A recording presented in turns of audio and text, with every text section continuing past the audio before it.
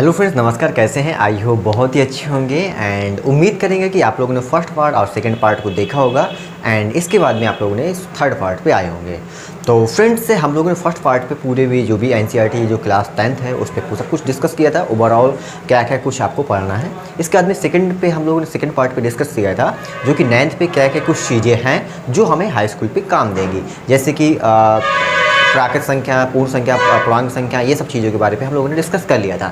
And friends, अब हम लोग फाइनली अपने सिलेबस पर आ चुके हैं जो कि सिलेबस पे हमारा है एल्गोरिदम और प्रमेय का। बहुत ही इंपॉर्टेंट चीज़ है और इसी से ही हमारा पूरा चैप्टर्स को 1.1 प्रश्नावली पूरी लगनी है। ओके, तो ये फ्रेंड्स जो हमारा जो है यूक्लिड विभाजन एल्गोरिदम और यूक्लिड विभाजन प्रमेय का, सबसे पहले इन सब चीज़ों को देखते हैं, देन इसके बाद में हम लोग को समझ में आने लगेगा हर एक चीज़। ओके, अगर हम लोग सबसे पहले इसको पहले देखते हैं ये क्या चीज़ है। ओके, यूक्लिड विभाजन एल्गोरिदम क्या होता है?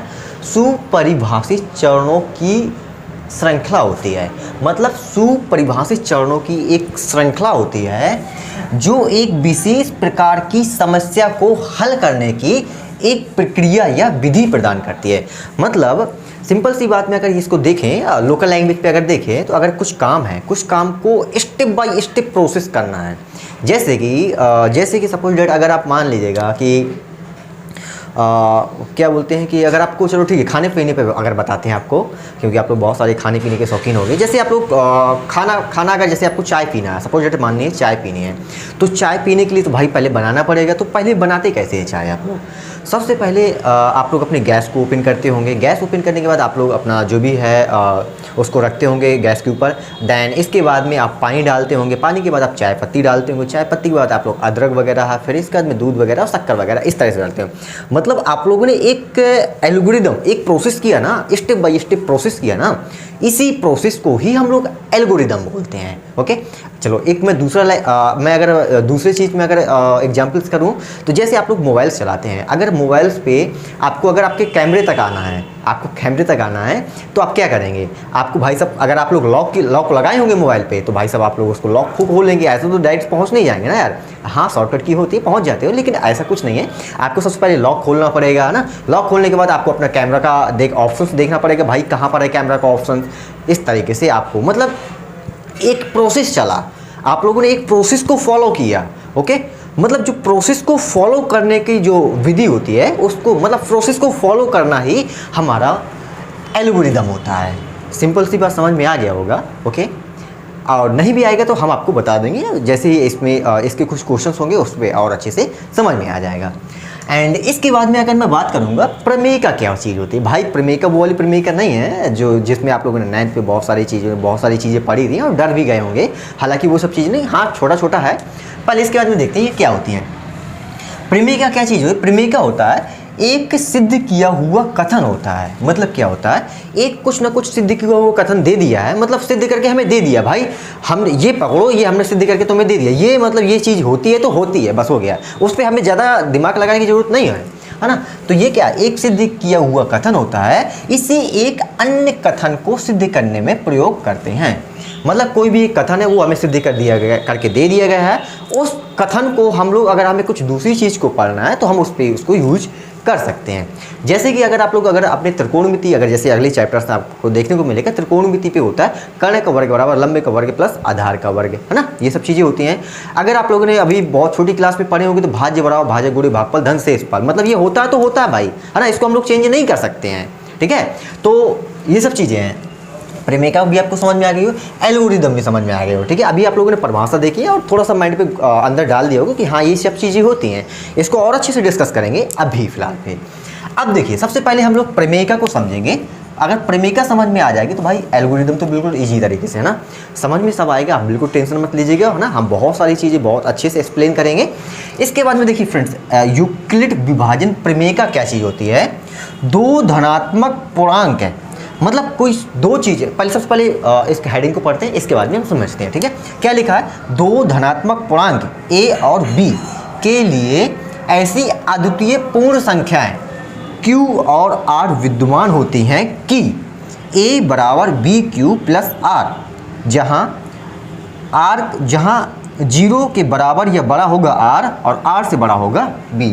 ओके, इतना यहाँ हम बता देंगे अभी आपको, आप बिल्कुल परेशान मत होइए, अभी बस ओनली ये सब चीज़ें होती हैं यूक्लिड विभाजन प्रमेय का। ओके, इसको और अच्छे से समझने के लिए हम चलते हैं भाई बहुत छोटी क्लास पे, छोटे से भाग से, ठीक है। ये सब चीज़ें भाग से समझ में आएंगे। जैसे अगर इसमें क्या लिखा, दो धनात्मक पूर्णांक संख्या है, तो भाई हमने अभी इसके जस्ट पहले हमने मतलब सेकेंड वीडियो पे हम लोग ने बताया था पूर्णांक संख्या क्या क्या चाहिए। पूर्णांक संख्या वे संख्या होती हैं मतलब नेगेटिव वाली संख्या है और पॉजिटिव वाली संख्या, मतलब धनात्मक संख्याएं और ऋणात्मक संख्याएं जो होती हैं वो सभी संख्या पूर्णांक संख्या होती हैं। लेकिन इस पे ये बोला गया है दो संख्याएं तो होंगी, लेकिन कौन सी, धनात्मक पूर्णांक वाली होंगी। मतलब कौन सी, धनात्मक वाली होंगी भाई, मतलब 1 2 3 4 5 इस तरफ वाली होंगी, धनात्मक वाली। तो मतलब कोई भी संख्या ले लो, जैसे दो संख्या अगर हमने ले ली 3 और 17 ले, दो संख्या ले लो, कुछ भी ले लो, जैसे 3 और 17 है, दो संख्या ले ली, इसको हम ए मान लें, इसको हम ए मान लें, इसको हम बी मान लें, या इसको बी मान लो, इसको ए मान लो, कुछ भी मान लो, आपकी मर्जी, ठीक है। मतलब दो संख्याएं हैं, इनके नाम ए और बी दे दी गए हैं। तो बोल रहा है ए और बी के लिए ऐसी अद्वितीय पूर्ण संख्याएं, मतलब अगर तुम्हारे पास दो ऐसी संख्याएं हैं, अगर इनको तुम सॉल्व करोगे तो ऐसी एक अद्वितीय पूर्ण संख्या प्राप्त होंगी जिनको हम क्यू और आर क्या करेंगे, बोलेंगे। अब देखो भाई इसमें ये क्या लोचा है, देखो समझते हैं, सिंपल सी लैंग्वेज में समझते हैं। जैसे अगर मैं यहाँ पर 3 का भाग 17 पे दूंगा तो क्या आएगा, 3 का भाग 17 कितना है, 3 25 15 16 17, 2 शेष आया। ओके, इसी को मैं अगर मैं मानूँ और भी कुछ भाग कर लो, जैसे 2 का भाग मैं 16 पे दे दूँ, कितना आएगा, 2 8 16, समझ लीजिएगा अच्छे से, ठीक है। एंड अगर अब मैं बात करूँ 5 का भाग मैं 2 पे देखता हूँ, है ना, तो कितना आ जाएगा हमारे, 0 बार पे जाएगा, 0 फिर आगे 2। ओके, ये सब चीज़ें हुई। मतलब अब देखना, अब बहुत ही अच्छी चीज़ आने वाली है। मतलब अगर आपने देखा हमारे पास कितनी संख्याएं थी, 2 संख्याएं थी। यहाँ पर अगर मेरे पास 3 थी और कितना था, 17 थी। यहाँ पर कौन कौन सी संख्या थी, 2 थी और 16 थी। यहाँ पर कौन कौन सी संख्याएं थी, और 5 थी और 2 थी, 2 संख्याएं थी। 2 संख्याओं को हल करने पर दो धनात्मक पूर्णांक संख्या ए और बी है, मतलब इसको किसी को ए मान लो, किसी को बी मान लो, ए और बी हैं, ऐसी अद्वितीय पूर्ण संख्या प्राप्त होगी जिसको हम क्यू और आर बोलते हैं। चलो ठीक है, अब सबसे पहले थोड़ा सा छोटी क्लास में चलते हैं, इसके बाद में समझ में आ जाएगा, ठीक है। अच्छा ये बताओ, तुम लोगों को पता है ना भाज्य बराबर क्या होता है, भाज्य बराबर भाजक गुणे भागफल धन शेषफल, ये सब चीज़ें हैं, ये सब चीज़ें आपने बहुत छोटी क्लास पे भी पढ़ी होंगी। तो ये बताओ, ये सब चीज़ें हैं, तो इन सब चीज़ों पे ये क्या है, इसको फ्रेंड्स बोलते हैं, इसको बोलते हैं भाज्य। क्या बोलते हैं, भाज्य। ओके, अब ये चीज़ क्या होती है, ये चीज़ होती है भाजक। क्या होती है, भाजक। और ये चीज़ क्या होती है, भागफल। और ये चीज़ क्या होती है, शेषफल। कोई दिक्कत है, नहीं होगी, मे बी नहीं होगी दिक्कत। ये सब चीज़ें आप लोगों ने 9th पे या फिर आपने इससे छोटी क्लास पे भी आप लोगों ने पढ़े होंगे, ठीक है। अगर मैं यही चीज़ मैं इस पे भी देखूं, ये क्या हमारा भाज्य है, ये क्या हमारा भागफल है, ये क्या हमारा शेषफल है, ये हमारा क्या है, भाजक है। ओके, इस पे भी यही चीज़ आएगी, ये क्या हमारा भागफल है, ये क्या हमारा शेषफल है, ये क्या हमारा भाज्य, और इसको हम क्या बोलेंगे, भाजक। कोई दिक्कत इसमें, कोई दिक्कत नहीं होगी, ठीक है। तो अच्छा ये सब चीज़ें देखी, तो अब ये समझना, जो ये भाज्य है ना, भाज्य अगर मैं यहाँ पर 17 लिखूंगा, 17 बड़ा भाजक क्या था हमारा, 3 था, भागफल क्या था, 5 था, शेषफल क्या आया हमारा यहाँ पर 2 आया। मतलब अगर मैं इसको सॉल्व करूँगा तो मेरा ये चीज़ आएगी। कोई दिक्कत है, कोई दिक्कत यहाँ पर नहीं होगी। अगर मैं यही वाली चीज़ इस पर भी सॉल्व करूँ तो क्या होता है, भाज्य बराबर भाजक गुणे भागफल धन शेषफल। तो भाज्य बराबर मतलब ये 16 बराबर भाज्य बराबर भाजक गुणे भागफल धन शेषफल। कोई दिक्कत, इस पर करूँगा तो भाज्य बराबर भाजक गुणे भागफल धन शेषफल। कोई दिक्कत नहीं होगी। ओके, ये सब चीज़ें हुई, हम लोगों ने सिंपल भाग किया, ये सब चीज़ें हम लोगों ने इस अपनी क्लास में समझा है। अब इस पे इसका क्या कनेक्शन है ये चीज़ जानते हैं। तो ये फ्रेंड्स आप लोगों ने इतना देख लिया, तो मैं इस उदाहरण को यहाँ पर थोड़ा सा नीचे है तो यहाँ पर आपको मे भी नहीं दिखाई देगा, तो मैं इसको मैं यहाँ पर रख देता हूँ, मतलब यहाँ में भी दिखाई देगा। 3 का भाग अगर मैंने 17 पे दिया था तो कितना आया था, 3 5 15 और 16 17 2, ये चीज़ आई थी। मैंने इसको क्या लिखा था, अभी लिखा था मैंने, इसको लिखा था भाज्य, इसको क्या लिखा था भागफल, इसको क्या लिखा था शेषफल, इसको क्या लिखा था भाजक। ओके, ये सब चीज़ें लिखी थी। तो फ्रेंड्स ये सब चीज़ें लिखी थी आपको, लेकिन ये सब चीज़ें हम लोगों ने लिखी हिंदी से लिखी। अगर मैं इसको इंग्लिश से लिखूंगा तो इस जो भाज्य होती है ना फ्रेंड्स, इसको हम लोग क्या बोलते हैं, ए बोलते हैं। क्या बोलते हैं, ए बोलते हैं। सबसे पहले लिखते हैं, थोड़ा सा इसको लिखते हैं हिंदी वाला, भाज्य बराबर भाजक गुणे भागफल धन शेषफल। ओके, ये क्लियर है। देखो इससे मैं इसको कनेक्ट कर रहा हूँ, ठीक ना। अब समझना, भाज्य को हम लोग इंग्लिश इसको बोलते हैं ए, इसको क्या बोलते हैं बी, भागफल को क्या बोलते हैं, इसको बोलते हैं क्यू, और शेषफल को क्या बोलते हैं आर।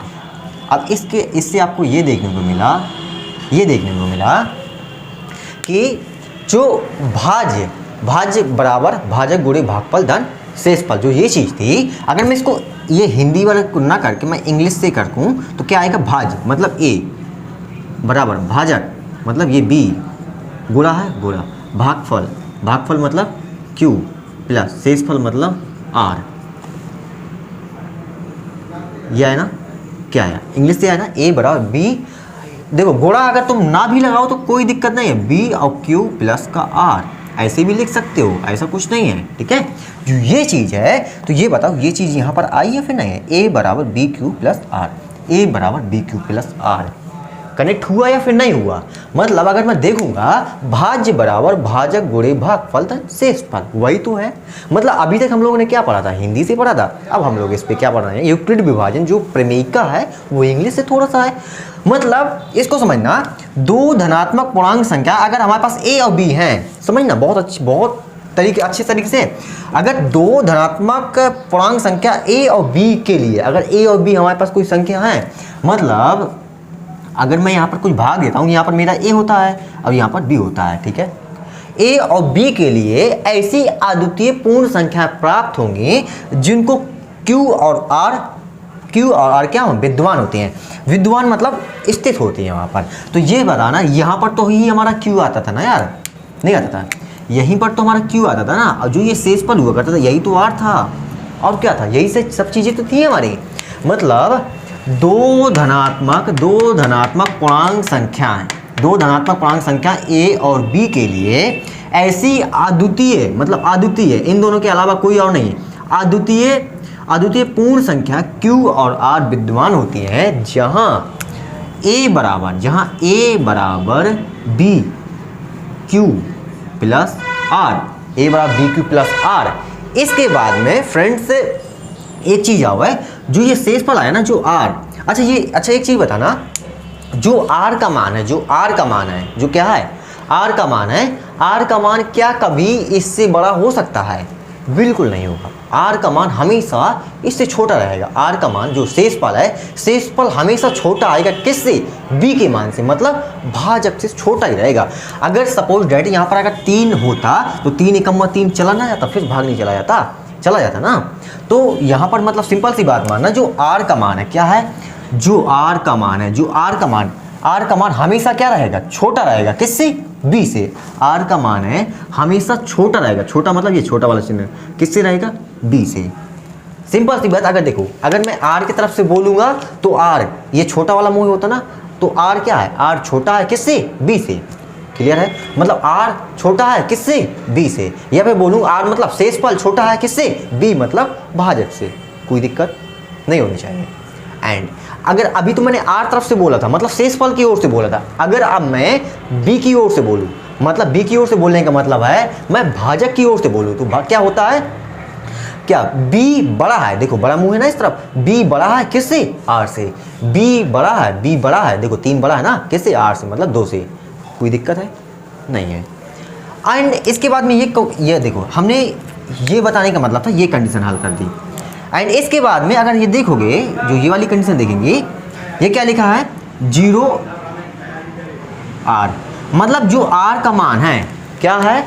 r का मान बड़ा हो, देखो ये शून्य है, क्या है? शून्य है, मतलब 0 से बड़ा हो सकता है। और ये जो ये चीज़ लगी है तो ये क्या है? 0 के बराबर भी हो सकता है। मतलब जो r का मान है, r का मान या तो फिर 0 हो सकता है। देखो हमने यहाँ पर किया ना, यहाँ पर सॉल्व भी किया, तो क्या r का मान 0 आया है ना। और r का मान या तो r का मान 0 हो सकता है आया, या तो फिर r का मान हमेशा बड़ा रहेगा किससे? 0 से। या तो r का मान हमेशा बड़ा रहेगा, मतलब r का 0 के अलावा, जैसे यहाँ पर देखो 0 से बड़ा है ना, यहाँ पर भी 0 से बड़ा है r का मान। कोई दिक्कत है?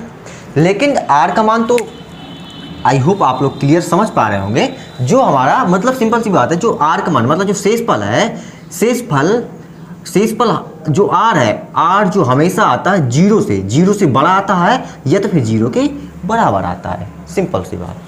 कोई दिक्कत है इसमें? आई होप नहीं होगी। अगर कहीं पर भी अगर आपको प्रॉब्लम्स हो रही है तो एक बार पूरा वीडियो को दोबारा देख लीजिएगा, तो पूरा क्लियर हो जाएगा।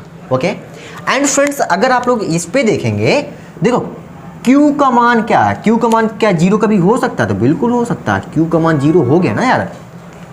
देखो अगर कभी भी अगर हमारे पास कोई 2 संख्या हैं, अगर हम बड़ी वाली संख्या से भाग देंगे तो हमेशा एक बार में 0 ही आएगा, ठीक है, मतलब 0 बार ही जाएगा। इसको हम और अच्छे से डिस्कस कर देंगे जैसे ही अगले चैप्टर्स पे आएगा। ये सब चीज़ों के लिए है तो उसको डिस्कस करें, अभी ओनली इतना समझ लीजिए। कोई दिक्कत है इसमें? आई होप नहीं होगा। तो पूरी मैंने हर एक चीज़ बता दिया था। यूक्लिड विभाजन प्रमेय का क्या चीज़ होती है, यूक्लिड विभाजन एल्गोरिदम क्या चीज़ होती है, ये सब चीज़ें हमने आपको डिस्कस कर देते हैं। अब यूक्लिड विभाजन एल्गोरिदम के माध्यम से कुछ प्रश्न हैं, हम उसको करेंगे। तो यूक्लिड विभाजन एल्गोरिदम भी आपको पूरी समझ में आ जाएगी। आई होप आपको यूक्लिड विभाजन प्रमेय का समझ में आ गई होगी। तो देखो अब हम थोड़ा सा फास्ट तरीके से करते हैं। देखना अब जितना ये सब चीज़ें पढ़ी ना आप लोगों ने, कितनी जल्दी आएगी। यूक्लिड विभाजन प्रमेय का क्या कहती है? 2 धनात्मक पूर्णांक a और b के लिए, मतलब 2 धनात्मक पूर्णांक है, मतलब सिंपल सी यूक्लिड विभाजन प्रमेय का आए या फिर यूक्लिड विभाजन एल्गोरिथम आए, सीधा समझ लेना भाग है भाई, यार कुछ नहीं है, ठीक है, भाग देने की प्रक्रिया है। तो a और b के लिए हमें पता है a हमारा यहाँ होता है, b हमारा यहाँ होता है, इतना हमने समझ लिया था। a और b के लिए ऐसी अद्वितीय पूर्ण संख्याएं। अब यार आपको यहाँ पर एक चीज़ डाउट होगी, अद्वितीय पूर्ण संख्या, अद्वितीय चीज़ क्या होती है? अद्वितीय, अच्छा ये बताओ, अद्वितीय मतलब जो ये चीज़ है ना, ये चीज़ जो 5 है ना, तुम 5 की जगह 7 नहीं कर सकते हो। और यहाँ पर अगर यहाँ पर 5 की जगह 7 नहीं कर सकते हो, यहाँ पर 2 की जगह 5 नहीं कर सकते हो, या फिर यहाँ पर 3 की जगह 2, 5 की जगह 2 नहीं कर सकते हो। मतलब अगर एक चीज़ ये फिक्स होती है यहाँ पर, मतलब भाग देना एक फिक्स पैटर्न होता है ना, इस तरीके से देखा जाएगा। तो ये बताओ 3 का भाग क्या हम 17 पे देंगे तो क्या हम लोग क्या 7 बार पे करेंगे? क्या नहीं करेंगे ना। मतलब जो यहाँ पर और जो यहाँ पर चीज़ आएगी वो बिल्कुल इनके जो चीज़ फिक्स है एक तरीके से, मतलब अद्वितीय नहीं होंगी। मतलब जो चीज़ आएगी वही चीज़ ही रहती है बिल्कुल सही तरीके से। मतलब अगर यहाँ पर 5 बार में जाएगा तो 5 ही बार पे जाएगा, 6 बार या 7 बार या 8 बार पे नहीं जाएगा। ये है इसका मतलब। अद्वितीय पूर्ण संख्याएं आएंगी भाई, पूर्ण संख्या कौन सी संख्या होती है? पूर्ण संख्या वे संख्या होती है जो 0 से लगा के 1 2 3 इस तरफ वाली, मतलब पूर्ण संख्या जो Q जो ये Q और जो R का मान आएगा ना, वो पूर्ण संख्या आएगा। ये और समझ लीजिएगा आप लोग, है ना, इसमें नेगेटिव वाली चीज़ें नहीं आएंगी। Q और जो अद्वितीय संख्या जो आएंगी, कौन Q और R जो संख्या हैं वो पूर्ण संख्या आएंगी। मतलब पूर्ण संख्या कौन संख्या होती है? 0 से अनंत तक इस तरफ वाली होती हैं। तो देखिएगा अब इसको देखते हैं। 2 धनात्मक पूर्णांक संख्या a और b के लिए, 2 धनात्मक पूर्णांक संख्या कोई संख्या होगी a और b के लिए, ऐसी अद्वितीय पूर्ण संख्या q और r क्या होती हैं? विद्यमान होती हैं, जहां a बराबर मतलब इसके बराबर b ये गुणे Q प्लस R, जहाँ जो R जो रहता है ना, जो R जो रहता है हमेशा किससे छोटा, अगर मैं देखो R की तरफ से बात कर रहा हूँ तो R जो है हमेशा छोटा रहता है किससे, B से। और जो R का मान है हमेशा बड़ा किससे रहता है, 0 से, या फिर 0 से बड़ा होगा या फिर 0 के बराबर होगा। आ गया होगा मे बी समझ में। ओके, कोई दिक्कत है? आई होप अभी कोई दिक्कत नहीं होगी। ओके, तो वीडियो को अभी हम लोग उदाहरण करते हैं, उदाहरण के बाद हम लोग वीडियो को एंड कर देंगे। ठीक है, तो चलिए उदाहरण करते हैं यूक्लिड विभाजन एल्गोरिदम का। ओके, एल्गोरिदम की चीज़ क्या होती है, चलिए मैं इसको नोट कर दे रहा हूँ, आप इसका स्क्रीनशॉट भी ले सकते हैं। तो ये फ्रेंड्स हमारा पहला क्वेश्चन आपके स्क्रीन के सामने है। जैसे कि आप देखेंगे जो पहला प्रश्न है हमारा प्रश्नावली 1.1 का 1.1 का पहला प्रश्न है, निम्नलिखित संख्याओं का HCF ज्ञात करने के लिए यूक्लिड विभाजन एल्गोरिदम का प्रयोग कीजिए। किस चीज़ का प्रयोग करना है, यूक्लिड विभाजन एल्गोरिदम का हमें प्रयोग करना। यूक्लिड विभाजन एल्गोरिदम के बारे में हम लोगों ने अभी जाना है कि किसी भी चीज़ को कार्य करने पे स्टेप बाय स्टेप प्रोसेस जो होगा, जो कार्य करेंगे उसके स्टेप बाय स्टेप प्रोसेस को हम लोगों को लिखना पड़ेगा। ओके, तो HCF ज्ञात करने के लिए फ्रेंड्स हमें पता है कि HCF यार हम लोग दो तरीके से ज्ञात कर सकते हैं, या तो हम लोग एक भाग विधि के माध्यम से या फिर एक गुणनखंड विधि के माध्यम से भी HCF निकाल सकते थे। लेकिन जो यूक्लिड विभाजन एल्गोरिदम है ना, हम ओनली भाग विधि के माध्यम से ही निकालेंगे। तो मैं पहले क्वेश्चन को मैं यहाँ पर नोट करता हूँ, जो कि हमारा पहला प्रश्न रहेगा। हमारा पहला है हमारा 135 और 225। इसका हमें सबसे पहले देखो हम बारी बारी करके सभी प्रश्नों को करेंगे। जो कि हमारा पहला प्रश्न आपके स्क्रीन के सामने है, जो ये है 135 और 225। इसका हम क्या करेंगे, HCF निकालेंगे। कौन, किस विधि से, यूक्लिड विभाजन एल्गोरिदम की विधि से। ओके, तो हम लोग इसको पहला प्रश्न में करेंगे। हम लोग यहाँ पर लिख भी सकते हैं अगर लिखना हो, यूक्लिड विभाजन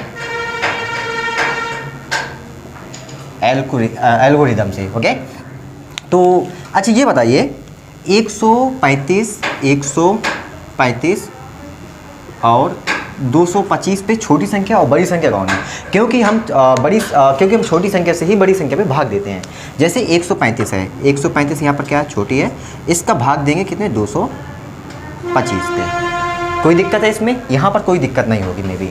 तो अच्छा ये बात देखो, ये कितने बार पे जा रहा है, 135 एकम्मा 135, 135 दूनी 270 हो जाएगा, तो 225 है, 270 ज़्यादा हो जाएगा, तो 135 एकम्मा 135।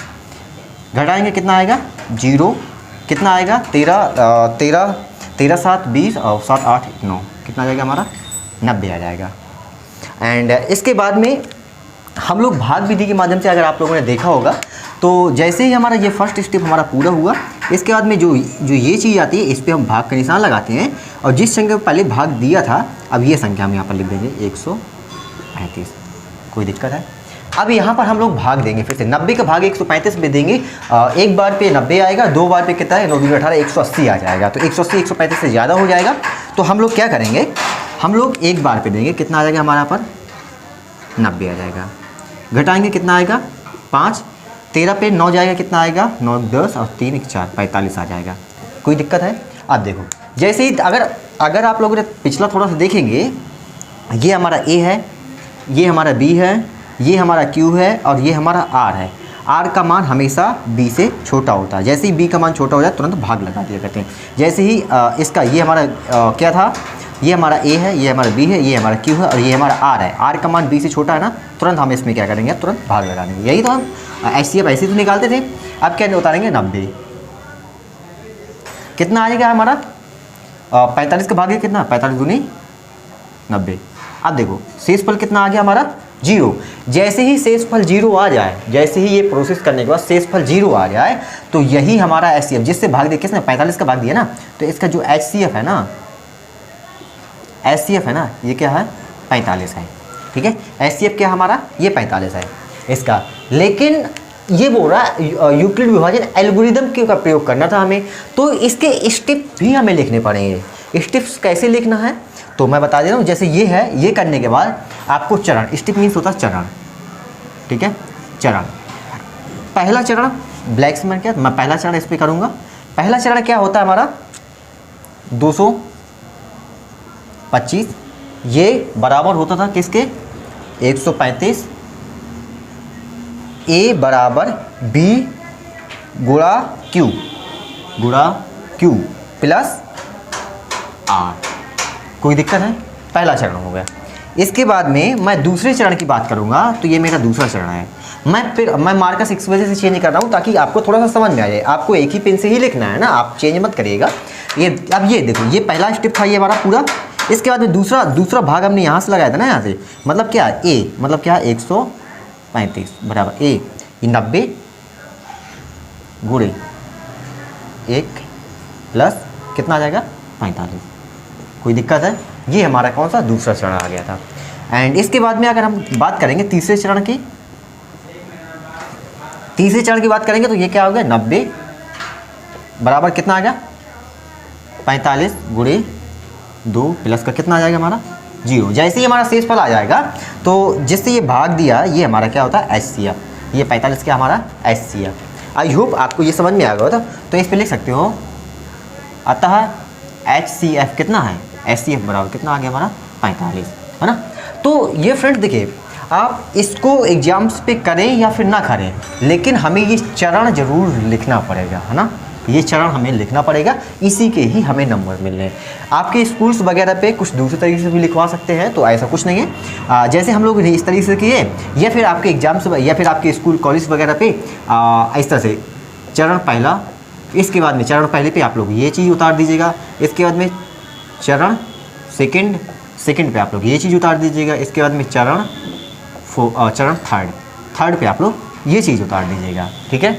ये फिर आपको हो सकता है चरण ना लिख के स्टेप लिख दिए, इंग्लिश से आ जाएगा। तो चरण अगर नहीं है आपके कॉलेज वगैरह पे जिस तरह से बताया, तो आप लोग स्टेप कर सकते हैं,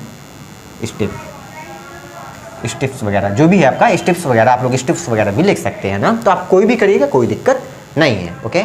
आप इसका स्क्रीनशॉट भी ले सकते हैं। इसके बाद में आते हैं हम दूसरे प्रश्न पे, ओके। तो फ्रेंड्स मैंने दूसरा क्वेश्चन यहाँ पर पुट कर दिया है।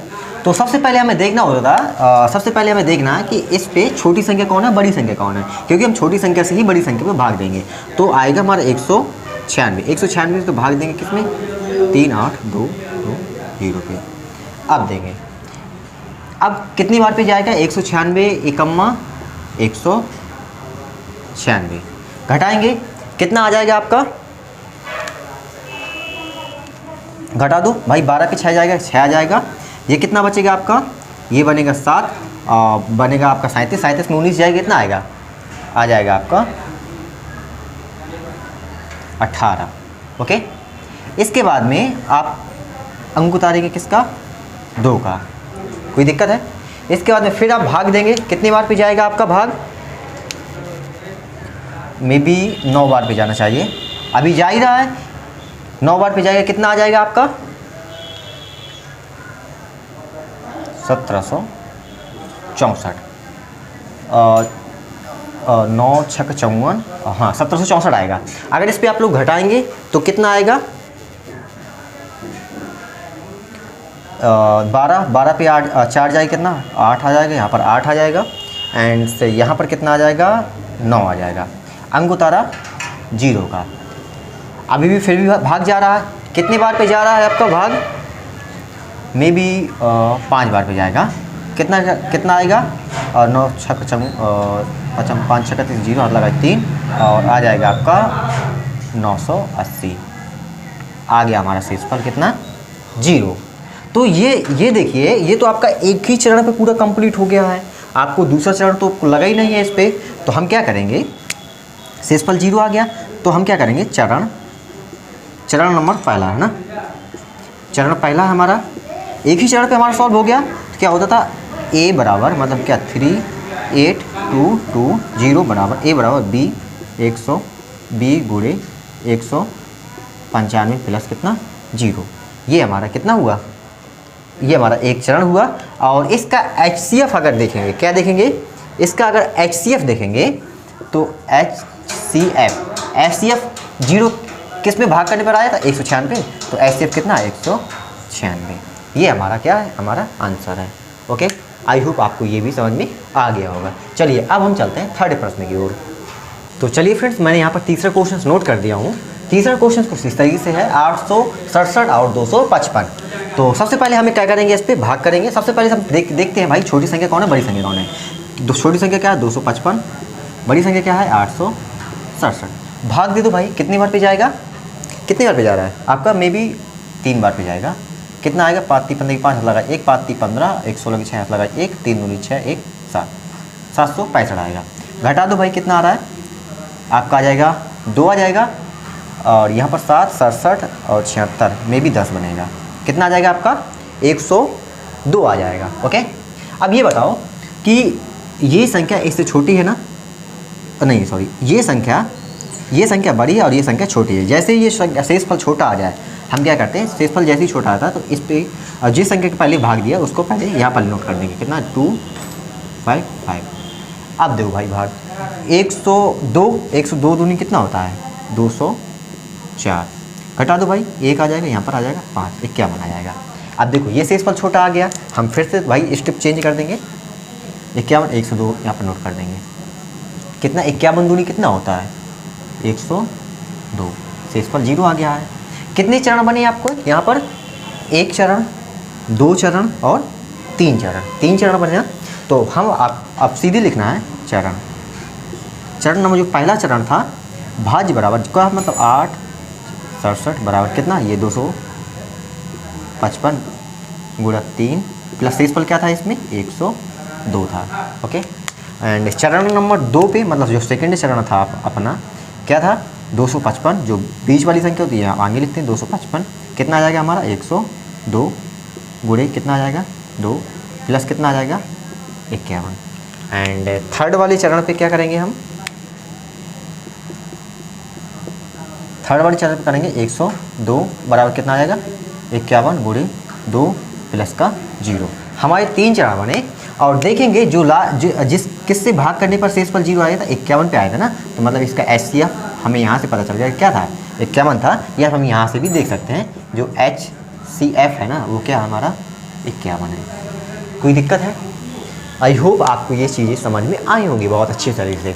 तो फ्रेंड्स अगर आपको ये समझ में आया तो वीडियो को लाइक करिएगा, चैनल को सब्सक्राइब जरूर कर लीजिएगा। हम इस तरह से आगे भी वीडियो को अपलोड करते रहेंगे। ओके, चलिए अब इसके बाद में जो भी प्रश्न रहेंगे हम अगली वीडियो पर डिस्कस करेंगे। Okay, thank you, bye bye.